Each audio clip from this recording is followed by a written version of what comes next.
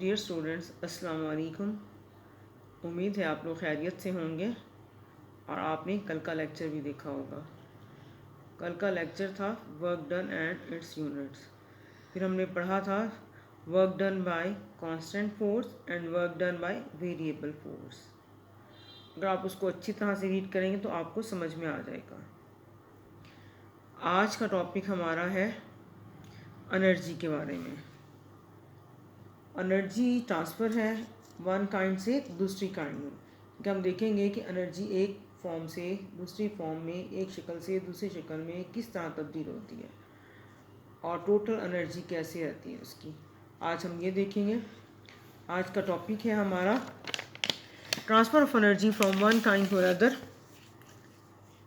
एक बॉडी है जिसका मास m है, जो हाइट h के ऊपर a पॉइंट पर मौजूद है। इसका डिस्टेंस अर्थ से h है। अब बॉडी जो है यहाँ से freely falls under the force of gravity जो है फॉल करेगी under the force of gravity. अब हम ये देखेंगे कि इस a पॉइंट के ऊपर उसकी पोटेंशियल एनर्जी क्या है और काइनेटिक एनर्जी क्या है। तो इसकी पोटेंशियल एनर्जी है mgh के बराबर। आपने पढ़ा हुआ है कि पोटेंशियल एनर्जी का रिलेशन क्या होता है, mgh। h उसका distance, g acceleration due to gravity and m is the mass. अब चूंकि इस पॉइंट a के ऊपर जो है बॉडी एट रेस्ट है, आप मालूम है कि जब बॉडी एट रेस्ट होती है तो उसकी काइनेटिक एनर्जी ज़ीरो होती है, क्योंकि kinetic energy is energy due to motion. अब चूंकि यहाँ पे बॉडी रेस्ट पोजीशन में है, इस वजह से इसकी काइनेटिक एनर्जी ज़ीरो है। अब यहाँ से बॉडी जो है, अब यहाँ इस पॉइंट ए के ऊपर हम पहले देखेंगे कि इसकी टोटल एनर्जी क्या है।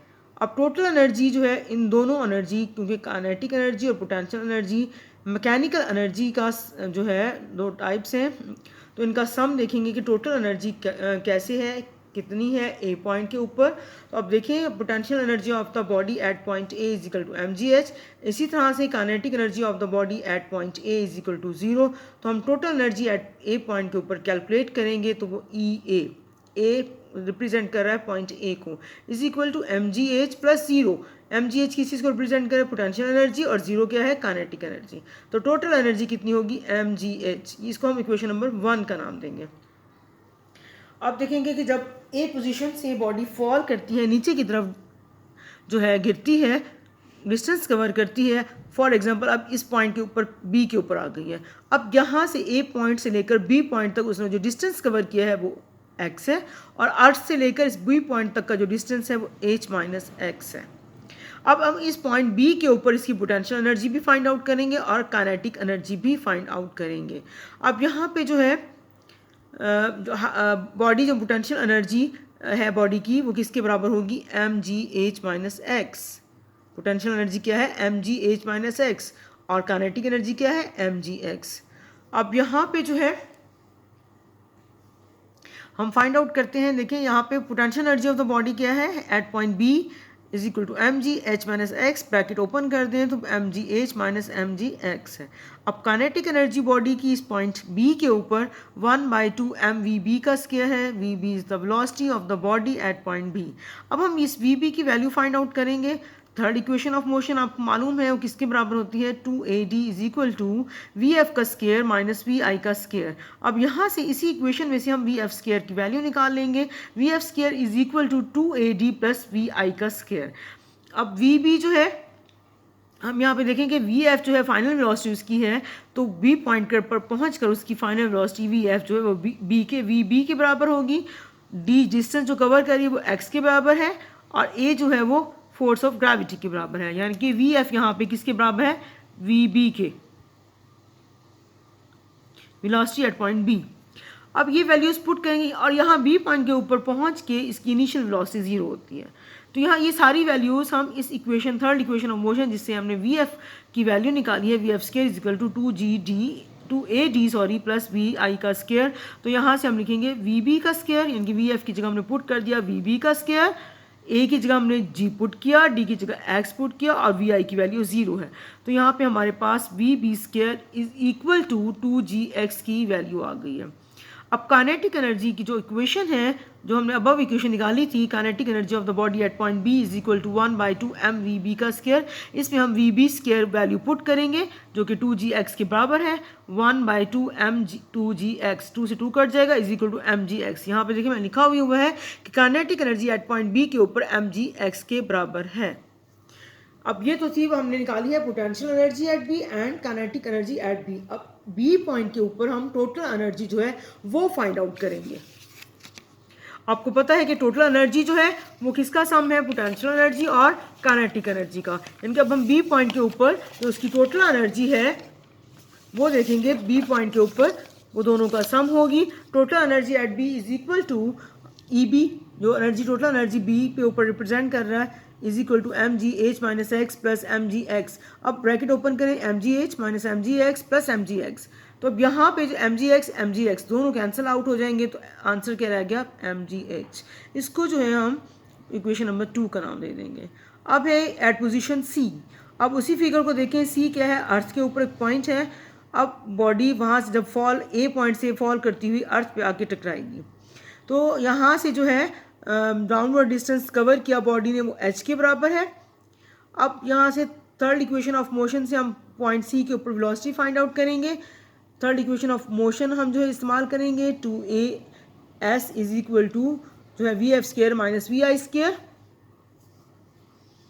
वी एफ स्केयर की वैल्यू निकालें, is equal to 2ad minus V I का स्केयर,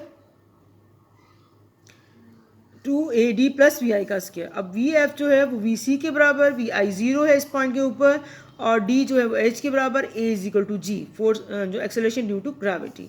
अब ये वाली सारी वैल्यूज़ हम इस इक्वेशन में पुट कर देंगे। वी एफ की जगह वी सी आ जाएगा, 2a की जगह जी आ जाएगा, डी की जगह एच आ जाएगा, और प्लस 0 आ जाएगा। V C square is equal to 2gh plus 0, तो हमारे पास V C square is equal to 2gh। अब जो डाउनवर्ड डिस्टेंस है कवर्ड जो है बॉडी ने की है वो h है।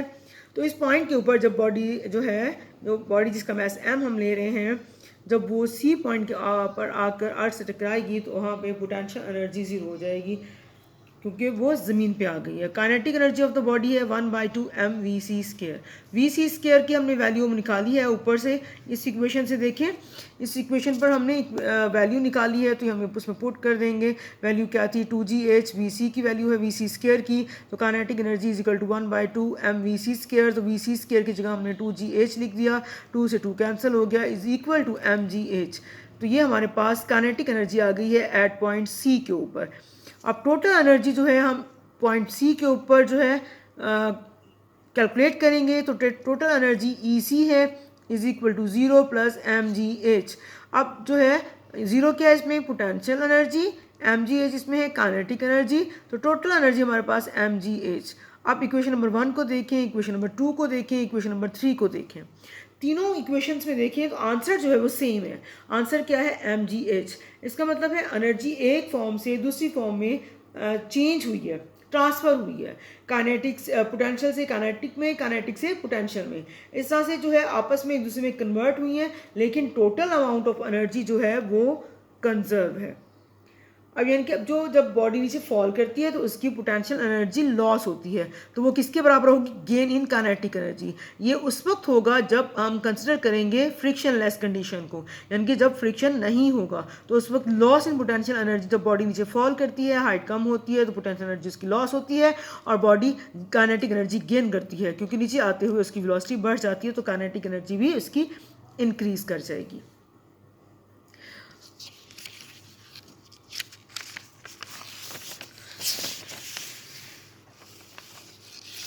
अब लॉस इन पोटेंशियल एनर्जी क्या है कि एक पॉइंट से बॉडी दूसरे पॉइंट पर आई है, mgh1 minus mgh2 is equal to 1/2 mv2 square minus 1/2 mv1 square. यानी कि जब हाइट h1 है तो वेलोसिटी v1 है, हाइट h2 है तो वेलोसिटी v2 है। तो दोनों में मैथ कॉमन निकालें, mg into h1 minus h2 is equal to 1/2 mv2 का स्केयर माइनस v1 का स्केयर। कि पोटेंशियल एनर्जी और काइनेटिक एनर्जी इंटर कन्वर्टेबल हैं, लेकिन टोटल एनर्जी जो है वो कांस्टेंट रहती है। अगर in the absence of friction हम केस लें तो loss in potential energy is equal to gain in kinetic energy, लेकिन अगर हम कंसिडर करें फ्रिक्शन को, in the presence of friction क्या होगा कि लॉस इन पोटेंशियल एनर्जी जो है वो बराबर होगी गेन इन काइनेटिक एनर्जी, और साथ में इस एनर्जी का कुछ हिस्सा जो है वो कन्वर्ट होगा वर्क डन में, वर्क डन अगेंस्ट फ्रिक्शन। अब देखिए ना, लॉस इन पोटेंशियल एनर्जी कहाँ यूज़ हो रहा है, वो कन्वर्ट हो रहा है गेन इन काइनेटिक एनर्जी, और इस पोटेंशियल एनर्जी का कुछ पार्ट जो है वो इस फ्रिक्शन के अगेंस्ट काम करने में इस्तेमाल हो रहा है।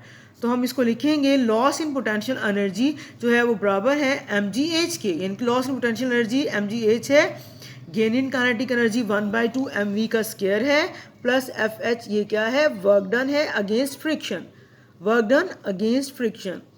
अब यहाँ पे देखिए फ्रिक्शनल फोर्स इस्तेमाल हो रही है और जो है उसकी एनर्जी लॉस्ट हो रही है, कुछ एनर्जी कन्वर्ट हो रही है काइनेटिक एनर्जी में, कुछ एनर्जी लॉस हो रही है वर्क डन अगेंस्ट फ्रिक्शन में। आप जो है इसको देखें, उम्मीद है आपको समझ में आया होगा। इसको दोबारा पढ़ें, अपने हाथ से इसको हल करें, इसको बार बार समझें, और जो है अगर नहीं समझ में आया तो आप मुझसे दोबारा पूछ सकते हैं, ग्रुप में आप मुझसे क्वेश्चन कर सकते हैं, जो है इंशाल्लाह फिर मैं आपको आंसर करूँगी, आपके कॉन्सेप्ट्स क्लियर करने की दोबारा कोशिश करूँगी। मैंने अपनी तरफ से भरपूर कोशिश की है कि आपको अच्छी तरह से समझ में आ गया हो। और इसके बाद जो है नेक्स्ट जो लेक्चर हमारा होगा उसमें हम इंशाल्लाह इसके शॉर्ट क्वेश्चंस भी देखेंगे।